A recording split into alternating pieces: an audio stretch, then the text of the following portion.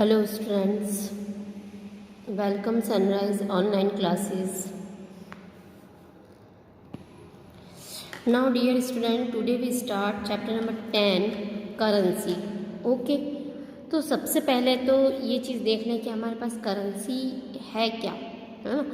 कि हम daily routine में हम जो भी मार्केट से लेकर आते हैं या कोई शॉपकीपर किसी चीज़ को देता है तो क्या वो फ्री में देता है? नहीं, उसके बदले में हमें क्या देनी होती है? मनी देनी होती है। ओके, तो इस तरह जो हम मनी देते हैं वो हर एक कंट्री की अलग अलग होती है। ओके, जैसे हमारे यहाँ की करेंसी क्या है? रुपीज़। आपने जैसे सुना भी होगा डॉलर, पाउंड, ये हर एक कंट्री की अलग अलग मनी का जो है टाइप है, तो उस चीज़ को हम क्या कहते हैं? करेंसी। ओके, तो हमारे यहाँ की जो करेंसी होती है वो होती है रुपीज़, और साथ में उसके साथ क्या होता है? पैसे। इट मीन्स करेंसी हमारे यहाँ दो पार्ट में, रुपीज़ और पैसे में। ओके, तो करेंसी जो देखा जाए, इंडियन की जो करेंसी होती है वो अलग अलग रुपीज़ में होती है। जैसे कि आपके बुक में दे रखा है 10 का नोट, 20 का नोट, आपने देखा ही है 100, 1000, 500। ओके, 1000 तो भी बंद हो गए हैं, है ना। 500, 2000, ये सारा क्या है? सारी रुपीज़ है ना। तो और पैसे हालांकि अब तो नहीं चलते हैं, बाकी पहले ऐसे 25 का कॉइन, 50 का कॉइन, ये सब कुछ भी चलता था। तो यहाँ पर आपको एक चीज़ ध्यान रखनी है कि 1 रुपीज़ में आपके कितने पैसे होते हैं? 100 पैसे होते हैं। ओके, अगर आपके पास जैसे 250 के कॉइन होंगे, 250 के कॉइन होंगे तो वो मिलकर क्या बनेगा? 1 रुपीज़ का कॉइन बन जाएगा।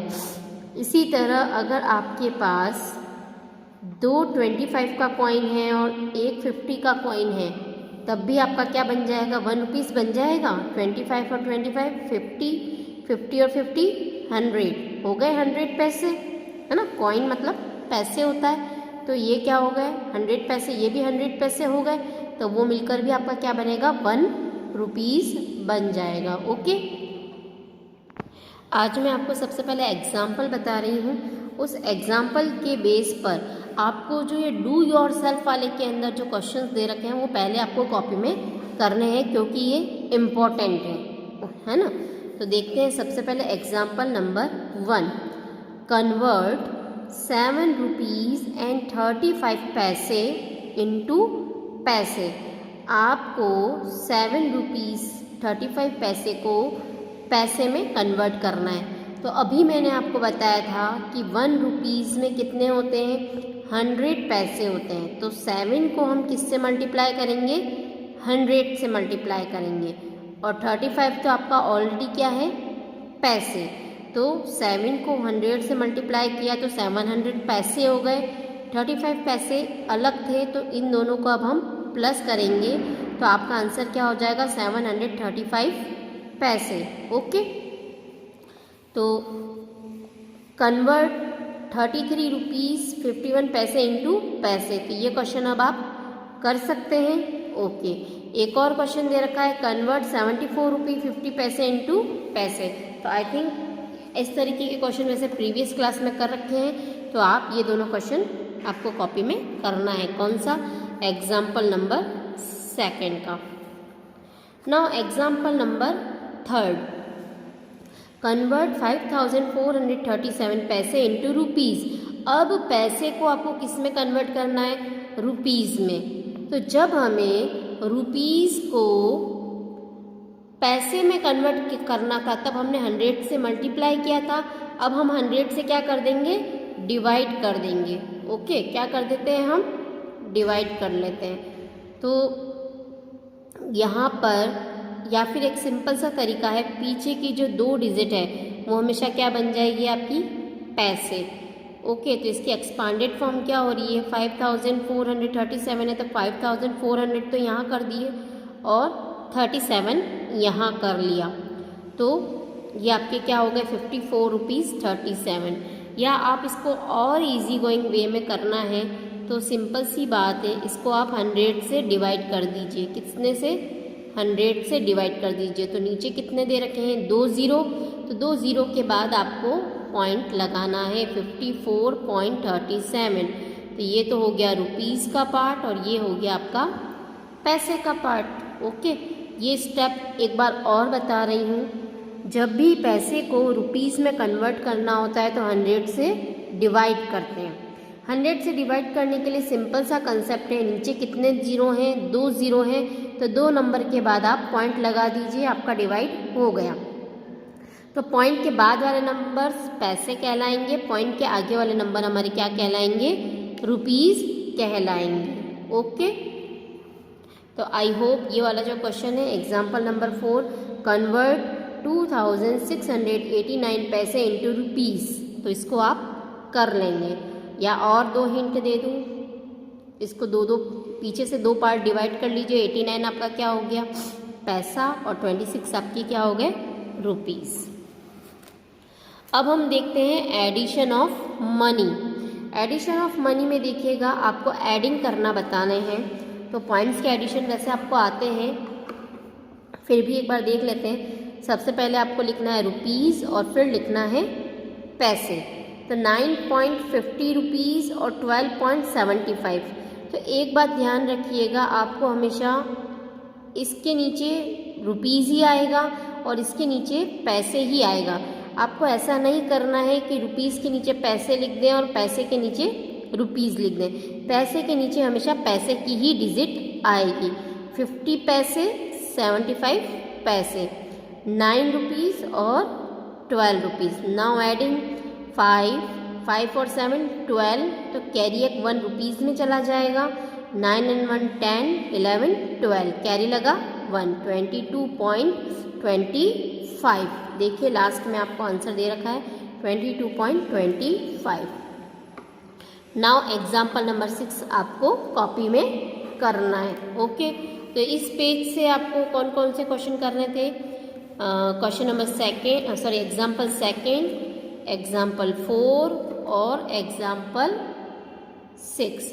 नाउ नेक्स्ट पेज पर देखते हैं। अब हम अभी आपने एडिशन देखा था, अब उसी तरह हम सब्ट्रैक्शन देख रहे हैं। सब्ट्रैक्शन में देखिए यहाँ पर भी हम वही चीज़ रखेंगे, पहले रुपीज़ हैं और फिर पैसे हैं। ओके, तो रुपीज़ के नीचे रुपीज़ और पैसे के नीचे पैसे। तो आपको यहाँ क्या दे रखा है, फ्रॉम दे रखा है। तो हमेशा एक बात ध्यान रखिएगा सब्ट्रैक्शन में कि जब भी फ्रॉम दिया है तो पीछे वाली डिजिट हमेशा ऊपर की तरफ आती है। ओके, ये मैंने प्रीवियस क्लासेस में भी बता रखा है कि फ्रॉम लिखा होता है तो पीछे वाली डिजिट हमेशा ऊपर की तरफ आती है। तो 12.40 और 9.90। नाउ माइनस करते हैं, 0 में से 0 गए तो 0, 4 में से 9 माइनस नहीं हो सकता है तो इसने इससे कैरी ले लिया। 14 में से 9 गए तो 5, तो यहाँ कितना बचा 1। तो 11 में से 9 गए तो 2, इट मीन्स माइनस करने पर कितने बचे, 2 रुपीज़ 50 पैसे।